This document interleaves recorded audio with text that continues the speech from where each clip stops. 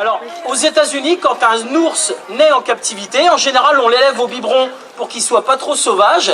Et après, il est revendu, bien souvent, à des sociétés de chasse qui permettent à des gens qui ne sont pas foutus de tuer une vache dans un couloir, de tuer un ours puisqu'il est complètement apprivoisé. Alors, les gens qui sont venus nous emmerder ce matin de l'autre côté du pont avec leurs panneaux, ont dit « Ouais, chez nous, il est contre les chasseurs ». Non, je ne suis pas contre la chasse, mais il n'y a pas ici un seul chasseur qui va nous dire que c'est une bonne idée d'élever un animal au biberon pour après aller le tuer, il est parfaitement apprivoisé comme un chien. Ça, c'est pas de la chasse. On est bien d'accord là-dessus?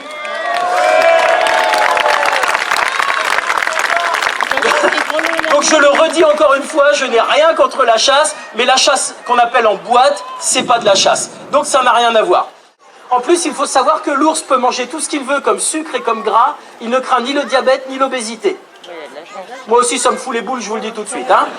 Donc Valentin peut manger quelques bonbons, ça ne va pas le rendre malade.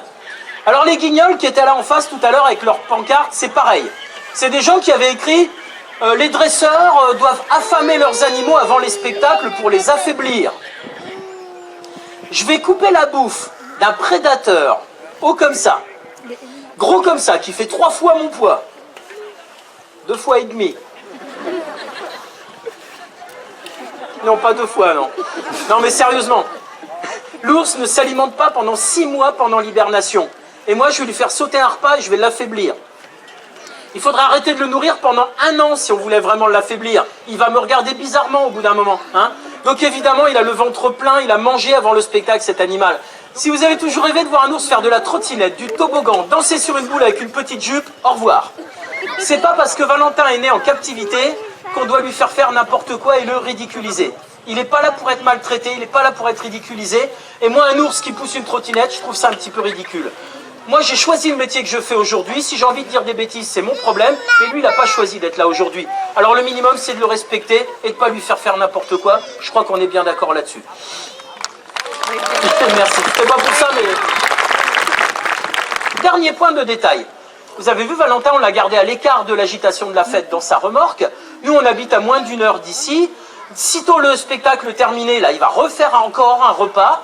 On va rouler cette nuit parce qu'on a un spectacle demain. On fait pratiquement tout nos trajets de nuit pour qu'il se repose pendant la route. Il ne s'aperçoit même pas des transports. Et ça aussi, c'est important. Et le reste du temps, donc on est à côté de Neuville-au-Bois. Il a un parc, il a 9 hectares avec un copain pour jouer. C'est pas un animal qui vit en cage toute l'année. Ça aussi, c'est important de le préciser. Mais en tout cas, il faut arrêter de croire que les animaux sauvages sont toujours enfermés dans des cages minuscules et frappés pour les faire obéir. Vous allez voir, nous ça marche à grands coups de bonbons et vous allez voir sa fourrure. Si c'était un animal qui vit en cage, il n'aurait pas un poil comme ça. Alors, je ne voulais pas discuter pendant des heures ni par rapport à la situation de Valentin, ni par rapport aux pataquès qui nous ont fait quelques jours avant qu'on vienne là, depuis des semaines dans la presse, etc. Mais vous avez vu, il y avait 20 personnes qui s'opposaient à la venue de l'ours, mais à toute la fête de la Sange, parce que pêcher les poissons, c'est scandaleux, manger de la viande, c'est scandaleux, pour ces gens-là. Nous, ce qu'on avait juste envie de vous rappeler, c'est écrit au fronton de toutes nos mairies, et ça commence par liberté, égalité, fraternité. Vous avez la liberté d'être là aujourd'hui et d'assister à cette fête, et c'est pas 20 plans parisiens qui vont dicter leurs lois dans nos campagnes. Alors merci d'être venus, il y en aura le bol de leur connerie. Voilà, ça c'est fait.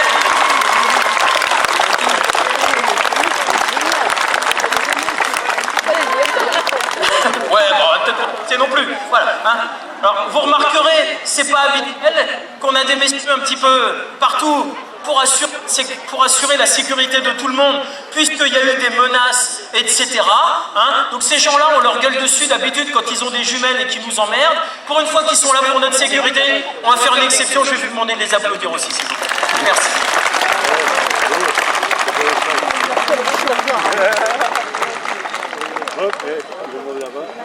Allez, on va essayer de réveiller le gros pépère.